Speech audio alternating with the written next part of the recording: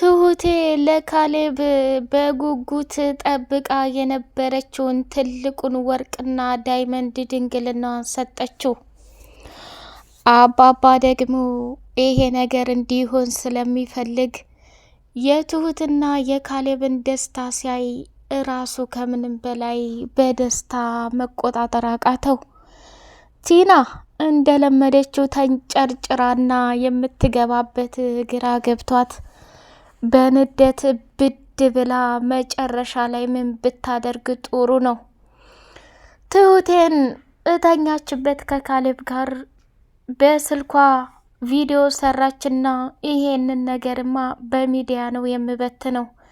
ትሁት እድሜ ልክ አባባ ቤት የሰራሽውን ገንዘብ የማታመጭ ከሆነ ገጠር ያሉትን ቤተሰቦችሽም እዚህ ያሉትን ቤተሰቦችሽም ይሄንን የራቁት ቪዲዮ እለቀዋለሁኝ ብላ አጨናነቀቻት። ካሌብንም ቢሆን አንተ ወራዳ የ80 ሚስትህን ሳትፈታ እንዴት ከሌላ ሴት ጋር ያውም ተቤት ሰራተኛ ጋር ትማግጣለህ ብላ አፋጣ ያዘችው።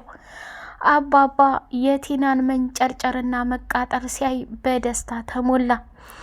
ዳኒ ደግሞ ይሄንን አጋጣሚ መጠቀም አለብኝ፣ ልክ አባዬ ባለፈው እንዳዘዘኝ ቲና ከካሌብ ጋር መለያየት አለባት፣ 80ውን መቅደድ አለባት።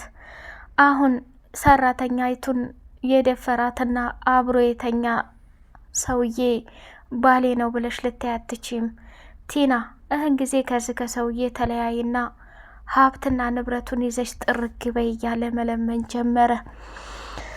ቲናም እንግዲህ ዳኒ ጥሩ አጋጣሚ ነው፣ ይሄንን ቪዲዮ በየሚዲያው ላይ እየለቀቅን ተሁለታቸው ገንዘብ ብቻና ብቻ ነው የምፈልገው እያለች ቆርጣ ተነሳች። ቲና ከዛ ከቤት የምትፈልገው ገንዘብ ብቻና ብቻ ነው። አባባ ያየውን ነገር በደስታ ቢሞላም የእኔ ልጅ ትሁቴ እንደ ዛሬ አስደስተሽኝ አታቂም። ይሄ የማይረባ ጅል የሆነ ልጅ ሲንከረፈፍ አስበልቶኝ ነበር። ዛሬ ማየትና በጉጉት እንዲሆን የተመኘሁት ነገር ሆኗል። ካሁን በኋላ ለሚመጣው ነገር እኔ አንቺ አባት ልፈራ አልችልም። አንቺም የልጅ ሚስት መሆን አለብሽ። ቶሎ ብለን ሽማግሌ መላክ አለብን። እኔም በጣም የምወድሽና የማከብርሽ አባትሽ ነኝ። አንቺም ቢሆን ያደረግሽልኝ ውለታዎችን በሙሉ አረሳም።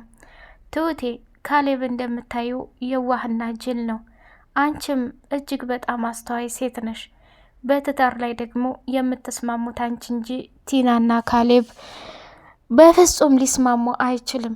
እኔም ከዚህ በኋላ ላለው እድሜ ተቃጥሌ ከምኖር ይልቅ አንቺ እኮ መድኃኒቴ ነሽ ብሎ አባባ ትሁትን በአንድ ቃል ገለጻት ማለት ነው። ዳኒ ትሁትና ካሌብ አንድ ላይ በመሆናቸው እጅጉን በደስታ ተሞላ።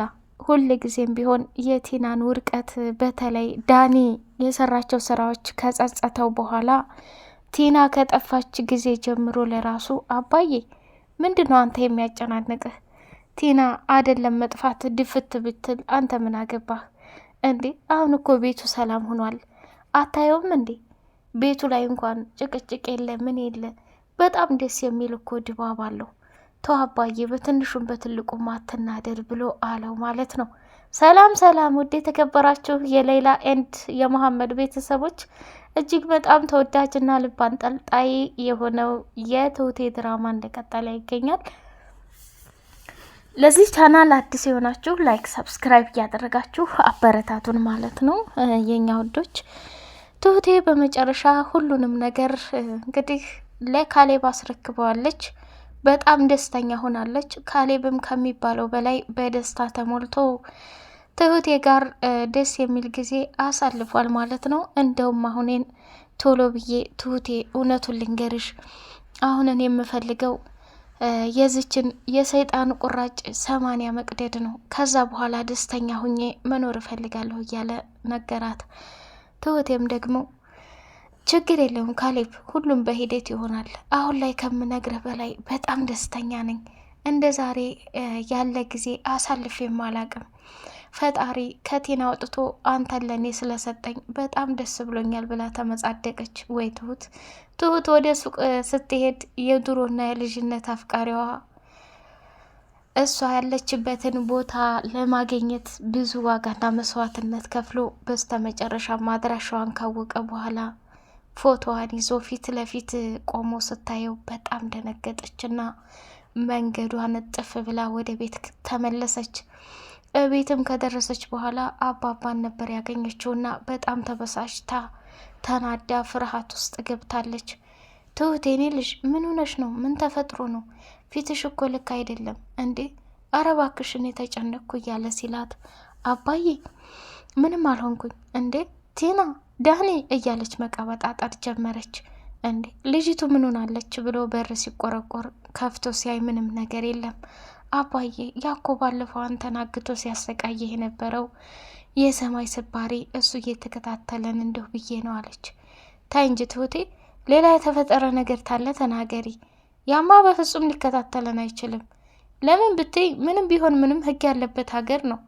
ይህን ያክል እኮ እንደዚህ የሚያስፈራ ነገር የለውም እያለ ትሁት ካለችበት ስሜት ለማውጣት ሞከረ ማለት ነው። ወይ ትሁት የእሷ ነገር በጣም ያሳዝናል። ካሌብ እንግዲህ ኤዱ ጠርታው ነበርና ወደ ካፌ አብረው እያሳለፉ ሳለ ኤዱ አሁንም ቢሆን ይህን ግፋትና መጥፎነት እኛ ፈልገ ነው ሳይሆን እነሱ ናቸው ወደዚህ ቦታ የጋበዙን። አሁንም ቢሆን እውነቱን ስነግርሽ ዳኒንና ቲናን እያቃጣልንና እያንገበገብን እስከ መጨረሻው መድረስ አለብን ብሎ አላት። ችግር የለውም አለች። ትሁቴም ከዛ ወደ ክችን ገብታ ለአባባ ምግብ ልስራልህ ብላ ሄደች። ኤዱም ከካሌብ ጋር ከተለያየችና መንገዷን ቀይራ ተሄደች። በኋላ መንገድ ላይ ዳኒ አገኛት። ዳኒ ቅፋ አደረጋትና ኤዱዬ ዛሬ የሚቀር አላልሽኝም እንዴ? ቆይ እኔና አንቺ በዚህ መልኩ የምንቀጥለው እስከ መቼ ድረስ ነው? እኔ እኮ በጣም ነው የምወድሽ።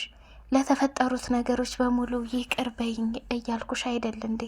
እንዴት አትረጅኝም? እያለ ለመናት። እሷም ደግሞ ዳኒ ታንዴም ስንቴ ልቤን ሰብረኸዋል። ከአንተ በላይ ሰው አይታየኝም ነበር። እንደምወድህና እንደማፈቅርህ እያወቅ ብዙ ነገር ተጫውተብኛል። ካሁን በኋላ ካንተ ጋር የመቀጠል ሞራኑም የለኝም ብላ ስትለው እባክሽ ይህን ሁሉ እያደረግኩ ያለሁት ላንቺ ነው፣ ግን መቼና እንዴት እንኳን እንደሚገባሽ አላቅም ብሎ ሲላት እሷም እንዲገባኝም አልፈልግም፣ ከአንተ የገለገለኝ ፈጣሪ እድሜ ልኬን እያመሰገንኩ የራሴን የሆነ ህይወት መኖር እፈልጋለሁ ብላ መንገዷን ቀጠለች። ለብቻዋ ቆም አለችና እዌ ዳኒ እንዳንተ የወደድኩትና ያፈቀርኩት የለም፣ መጨረሻ ላይ ግን ጉር ሰርተኛል። ካሁን በኋላ በፍጹም ልታስፈልገኝ አትችልም እያለች በውሳኔዋ ጸንታ ወደነ ትሁት ቤት መጣችና ካሌብን እዛው ስታገኘው እንዴ ካሌብ እንዴት ነህ? ቀድመህ ይመጣሃል እንዴ? ሁሉ ሰላም? እቤት ማንም የለ እንዴ? ትሁትን ፈልጌ ነው አለችው። አይ ኤዱዬ ማንም የለ፣ እንኳን ደህና መጣሽ። እንዴት ነሽ? የደከመሽ ትመስላለሽ አላት። አዎ በጣም ደብሮኛል አለችው። እኔ ምልሽ ኤዱ አንተ የምትለኝ ያ ባለፈው ያልኩሽን ነገር ትቼዋለሁ። እኔ ምንም ሰላም እየሰጠኝ አይደለም። ቲናና ዳኒ ሆን ብለው አቅደውበትና አስበውበት ማስመሰሉን ይችሉበታል። እኔ ግን ህሊናዬም ሰላም እየሰጠኝ አይደለም። ካሁን በኋላ ያንን ነገር ባናደርግ እጅግ በጣም ደስ ይለኛል ብሎ አላት። እሷም እውይ እኔም ልጠይቅህ ነበር፣ ቃሌን ላለመብላት ፈልጌ እንጂ ይሄ ጥሩ መንገድ አይደለም። እኛ እነሱ በቀልን መጥፎነትን ስላደረጉን ብቻ በዚህ አይነት መመለሱ ለእኔም ህሊና ያልተዋጠልኝም። ካሌብ ካንተ ከራስህ አንደበት ስለመጣ በጣም ደስ ብሎኛል ብላ ተናገረች። እሺ ኤዱዬ እኔንም ስለተረዳሽኝ አመሰግናለሁ፣ ግን ዳኒ ላንቺ ሲል ብዙ ነገር ሆኗል። ዳኒ በሆነ ምክንያት እንዳታጨው ልትረጂው ፈልጋለሁ ብሎ አላት። ይህን ያለበት ምክንያት ዳኒ ካሌብን ካፌ ላይ ጠርቶ ለአንዴና ለመጨረሻ ጊዜ ልለምንህ ብሎታል።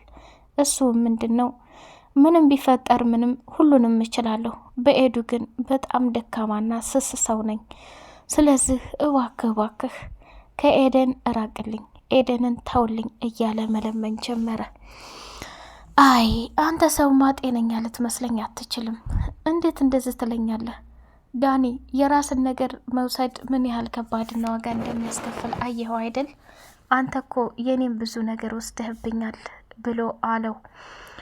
እንግዲህ አባባም ከትሁቴ ጋር ቁጭ ብሎ አሁንም የተፈጠረውን ነገርና የሆንሽውን ነገር ንገሪ ቢላት በጭራሽ መናገርም አልፈለገችም። ዳኒ መጣና ቲና እኮ የለችም። ታዲያ ምን ቸገረህ አባዬ? እንኳን መጥፋት አይደለም ጦሮንጦስ ብትወርድ አይመለከትህም፣ የራሷ ጉዳይ። እልቅንስ አጋቹ አግቷት ከሆነ እንዳረጋ ያርጋት። ሌላ ቦታ ላይ ሌላ እቅድ አስምራ ከሆነ ዳኒ ካንተ በላይ ቲናን የሚቀርብ የለም። አጣርተህ መረጃ እንድታመጣልኝ እፈልጋለሁ። ቲና ቀላል ሰይጣን አይደለችም። ውስጧ የተቀበረው አውሬ እስከሚወጣ ድረስ በፍጹም አሁን ምን ላድርጋቸው፣ አሁን ምን ልግደላቸው፣ አሁን ምን ላርግ እያለች ብዙ እቅድና አላማ ላይ ነን ናት። እኛ ደግሞ መዘናጋት የለብንም ብሎ አባባ ለዳኒ ተናገረ። ዳኒም እሺ በቃ አጋቹን ሂጅ አናግረዋለሁ አለ። አጋቹን ሂዶ ሲያናግረው እባክህ አትመጻደቅብኝ፣ ባለፈው ማታ ሰክራ እኔ መንገድ ላይ እያናገርኳት ከሌላ ወንድ ጋር ጥርግ ብላ ሄዳለች፣ የማቀው የለም ብሎ ዳኒን መለሰው ማለት ነው። ዳኒ ይሄንን እንግዲህ ለአባባ ሊናገር ሲመጣ ክችን ትሁቴን ሲያገኛት ትሁት፣ አዎ ዳኒ በጣም ደስ የሚል ነገር አለ። እኔ እናንተ ልክ ያልሆነ ነገር ሆኗል አልሆነም እያልን በጣም ብዙ ነገር ስናስብ የነበረው ነገር ግን በፍጹም ልክ እንዳልነበር ደርሼበታለሁ ብላለችው። እንዴት እህቴ ምንድን ነው ንገሪኝ፣ እኔም አብሬ ልስማሻ ብሎ ሲላት ባለፈው ኤደንና ካሌብ ፍቅር ጀምረው እኔም አንተም ተበሳጭተን ነበር። ሆኖም ግን ውሸት እንደሆነና ድራማ እየሰሩብን እንደሆነ እውነታውን ደርሼበታለሁ አላት። አራተኝም የምሬን ነው ምልህ ዳኒ፣ ኤደንና ካሌብ ምንም ነገር የላቸው፣ አንተንና ቲናን ለማቃጠል ብቻ የፈለጉት መንገድ እንደሆነ ነው። ስለዚህ ዳኒ ከአሁን በኋላ ከኤዱ ጋር ደስተኛ ሆነህ መኖር ትችላለህ። እንደምንም ብለህ ላጠፋኸው ጥፋት ይቅር ካለችህ እንደ አዲስ ህይወታችሁን እንድትመሩ እፈልጋለሁ። እሷ ለአንተ ስትል በጣም ብዙ ዋጋና መስዋዕት ከፍላለች፣ ልትረዳት ይገባል እያለች ለመነችው። ትሁቴ አንቺም ላደረግሽልኝ ነገር በጣም አመሰግናለሁ።